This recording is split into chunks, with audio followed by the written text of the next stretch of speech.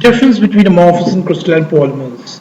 Polymers are large macromolecules formed by joining of large number of smaller units called monomer. There are various types of polymer classifications. The most primary classification is based on the type of monomer that form the polymer. According to this classification, there are two types of polymers: homopolymers, formed by joining of single type of monomer, example polyvinyl chloride, and heteropolymer, formed by joining two or more different types of monomer, example polyethylene, polypropylene copolymer. Another classification is based on the material properties of the polymer, namely crystalline and amorphous. However, this classification is rather confusing because polymers can generally be both amorphous and crystalline. However, although there are no 100% crystalline polymers, some polymers may be 100% amorphous under certain conditions. Polymer chains are arranged in crystallized region with specific patterns. Since there are no completely crystallized polymers with more crystalline regions are called semicrystalline polymers. Amorphous polymers are the polymers that have no crystalline region and no uniformly packed molecules. Instead, amorphous regions of a polymer have randomly packed molecules with no sharp melting point. Thus, the main difference between amorphous and crystalline polymers is that amorphous polymers do not have uniformly packed molecules, whereas crystalline polymers have uniformly packed molecules.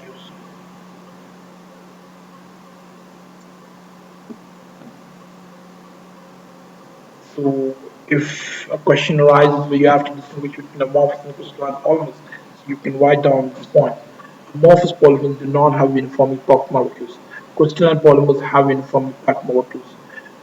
Do not have a sharp melting point, have a sharp melting point, transparent, opaque, or translucent, slow shrinkage, high shrinkage, poor chemical resistance, good chemical resistance, soft, hard, low energy, high energy. So, what is amorphous polymer? Amorphous polymer are polymers that are composed of amorphous region where molecules are randomly arranged. Polymers can be either completely amorphous or mixed with both amorphous and crystalline regions. Amorphous polymers possess widely different mechanical and physical properties owing to their structure and temperature. Below glass transition temperature, amorphous polymer exhibit glassy, hard, and brittle properties. This is below TG, okay? As the temperatures increase while it passes the TG, amorphous polymers form cross-linked and show elastic properties. TG is defined as the temperature at which the polymer becomes soft due to long-range coordination molecular motion. Natural rubber latex, styrene butadiene rubber, are good example of amorphous polymers below TG because below TG they are hard, glassy, and brittle. Amorphous polymer, this is a crystalline polymer, ordered arrangement. What is crystalline polymer? Not a single polymer is crystalline because all crystalline polymers consist considerable amount of amorphous material in them. Thus, crystalline polymers are generally called semicrystalline polymers. Crystalline polymers show extra diffraction pattern due to the existence of specific partial pattern of molecules in the polymer chain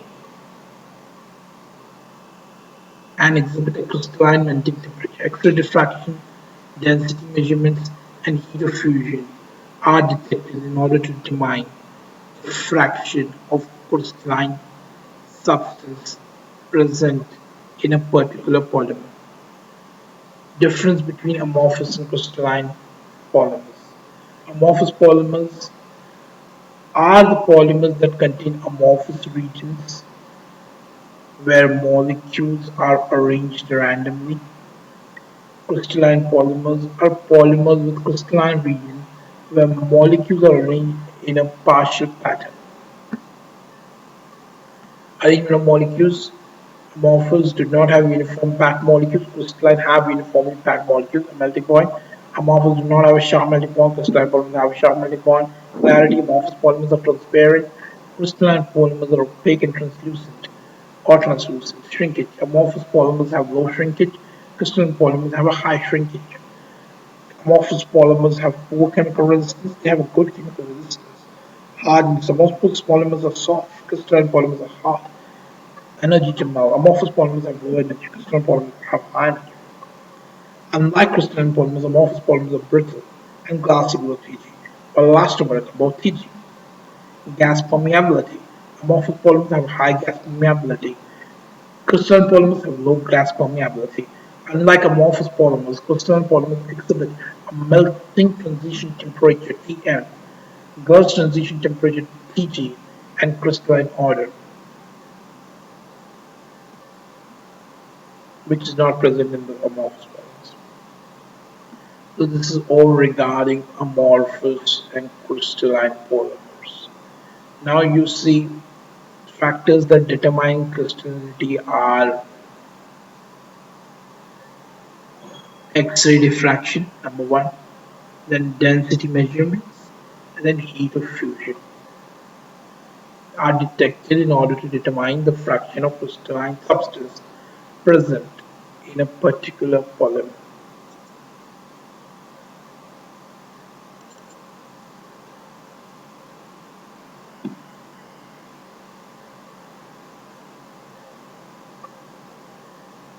So crystalline and amorphous polymers differences you should know by heart.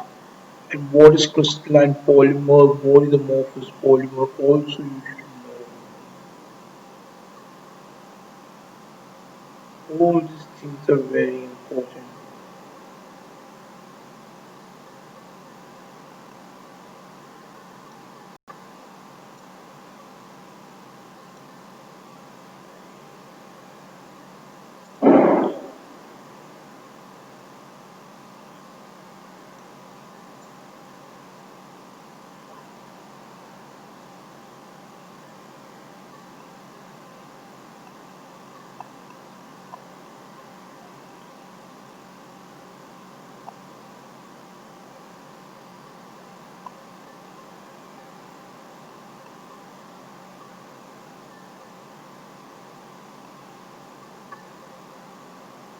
Please bear with me.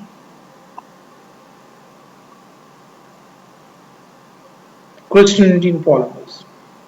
Crystalline solids and the behavior towards X-ray. We know that a definite shape is one of the main characteristics of solid. The solids have a definite shape, we all know that, and this distinguishes them from the gases and the liquids, states of matter. We know that solids are conventionally classified as crystalline or amorphous depending on whether they possess long range order or not. So you see this two X-ray diffraction patterns. So here you can see a diffuse pattern, but here you can see a pattern, you know, of long range order. So X-ray diffraction patterns of low molecular weight solids. A is a crystalline one, B is a amorphous one. So B is more diffuse, A is more having a long range order. The presence or absence of long range order makes different solids behave differently when exposed to X-ray. While crystalline substances give sharp and well-defined X-ray diffraction patterns, non-crystalline amorphous substances give rather diffuse and broad patterns. So if the pattern is very sharp and well-defined, it will be of crystalline substance. And if the pattern is like very diffuse and broad, then it will be of amorphous substance. We might recall at this stage as to why diffraction patterns are formed when X-ray fall on solids. X-ray like visible light exhibit a wave nature. The wavelength of light can be measured using diffraction grating, which consists of a series of lines separated by a distance of roughly one wavelength lambda of the monochromatic light. When the monochromatic beam of light falls on the grating, the light waves emerging from the grating interfere with one another to either amplify or eliminate the light in a particular direction, and finally give alternatively dark and bright bands on the screen. Now, in a crystal lattice, the molecules are seated in a well-defined and repetitive pattern and can act as a diffraction grating. A crystalline substance therefore diffracts the X-ray and gives patterns which are indeed the fingerprints of the substance. The scheme of X-ray diffraction setup is shown in figure 7.2. X-ray through collimator, screen, sample, crystal sample. This is the screen, and this is the X-ray diffraction pattern seen on the screen. Scheme of X-ray diffraction setup.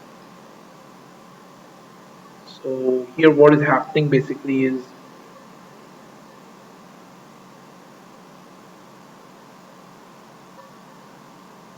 why these diffraction patterns are being formed when X-ray falls on solid. So X-ray like visible light exhibit a wave nature. Okay. The wavelength of the light can be measured using a diffraction grating, which consists of a series of lines separated by a distance of roughly one wavelength. So the monochromatic light. When this monochromatic beam of light falls on the grating, the light waves emerging from the grating interfere with one another to either amplify or eliminate the light in a particular direction, and finally give alternatively dark and bright bands on the screen. So diffraction grating, you know what is grating? Grating is like a structure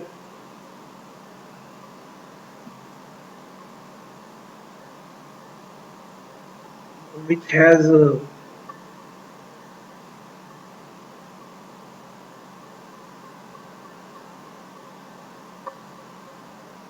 it is a kind of a structure which, you know, a jail bar, you know, the jail cell. Outside the jail cell there is a iron bars. Iron bars are having opening in between them, so that is grating. Okay. So when the monochromatic beam of light falls on this grating, the light waves that are emerging from the grating interfere with one another. So either to amplify or eliminate the light,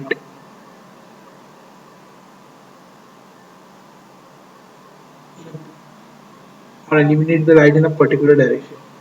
Finally, giving alternatively dark and bright bands on the screen.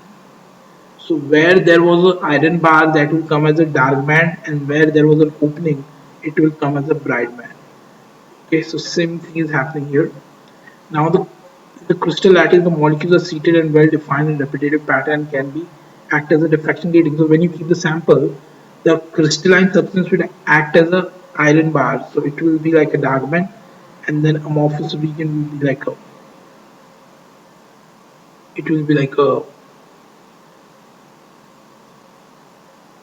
bright band. So like that, and there will be a definite arrangement of these bands, and that's how you get the X-ray diffraction.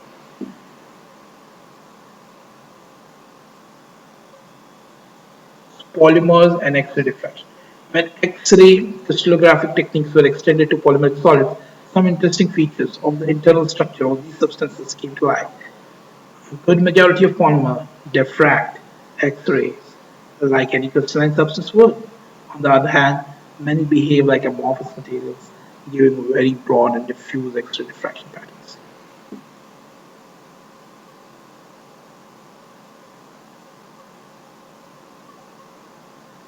As seen.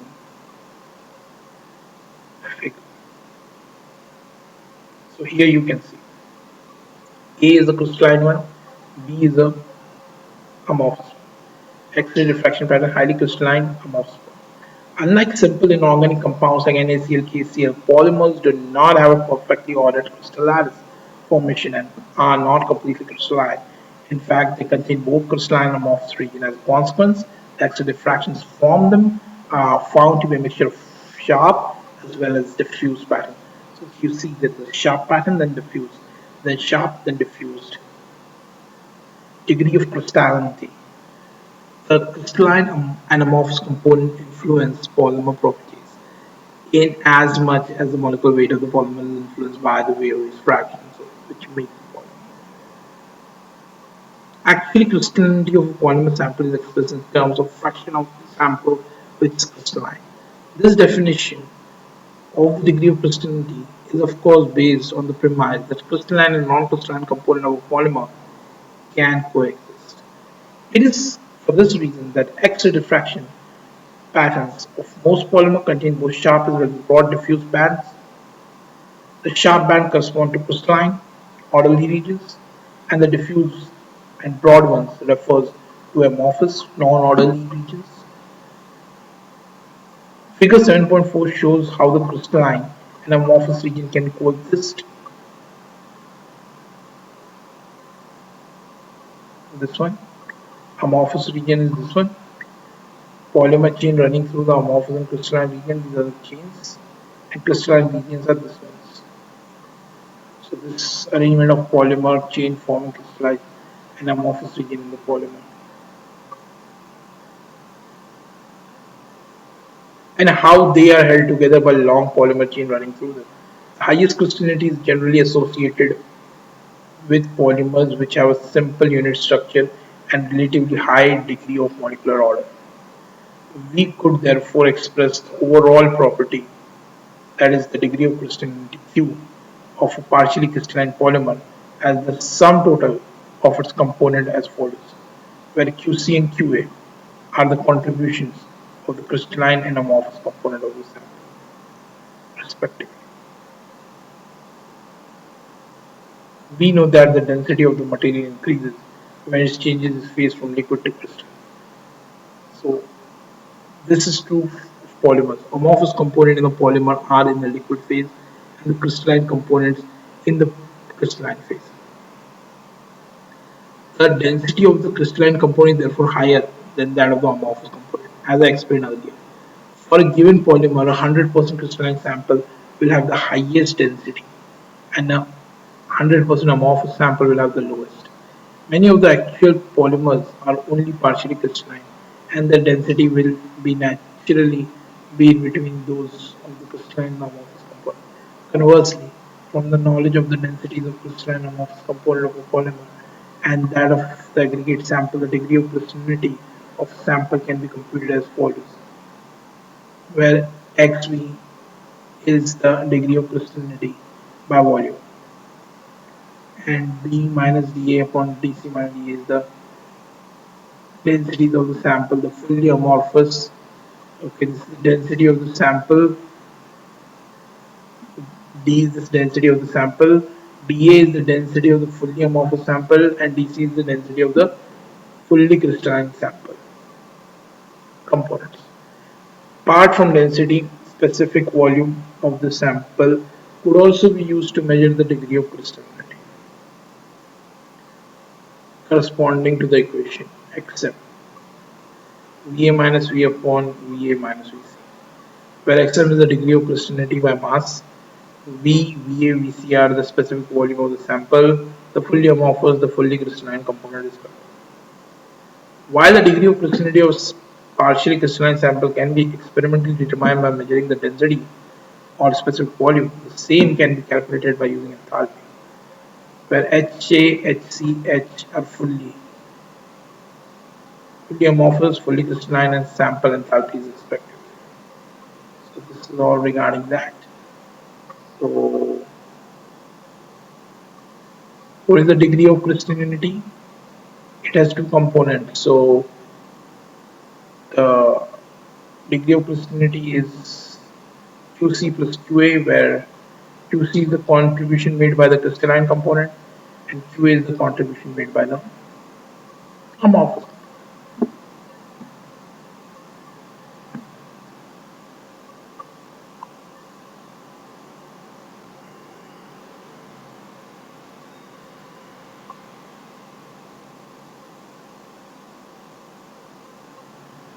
So if you want to understand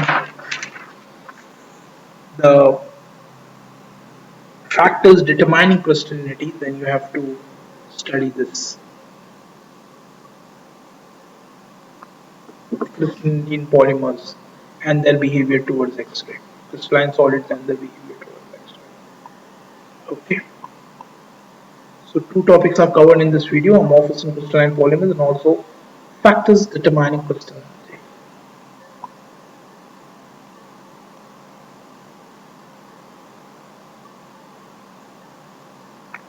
So let us see this also: crystallizability. This is another term, namely crystallizability, which is a part to be confused with crystallinity, but it is different. It's crystallizability is the maximum crystallinity that a polymer can achieve at a particular temperature, regardless of the other conditions of crystallization. Crystallizability at a particular temperature depends on the chemical nature of the macromolecule chain, its geometrical structure, molecular weight and molecular weight distribution. On the other hand, the actual degree of order or the extent of crystallinity attained at a particular temperature depends very much on such conditions as the rate of cooling, resistance time, temperature of the molten polymer, and heat dissipation under which crystallization takes place. So this is generally not that important, but that factors determining crystallinity, you have to study the degree of crystallinity and polymers and X-ray diffraction, and also crystalline solids and their behavior towards X-rays. So two topics are covered: amorphous and crystalline polymers and factors determining crystallinity. I hope you understand. It is available in the Goalikas book, and amorphous and crystalline polymer is available in that link that I'll send you. If you want, you can ask me for that link. Otherwise, you can see it from the video.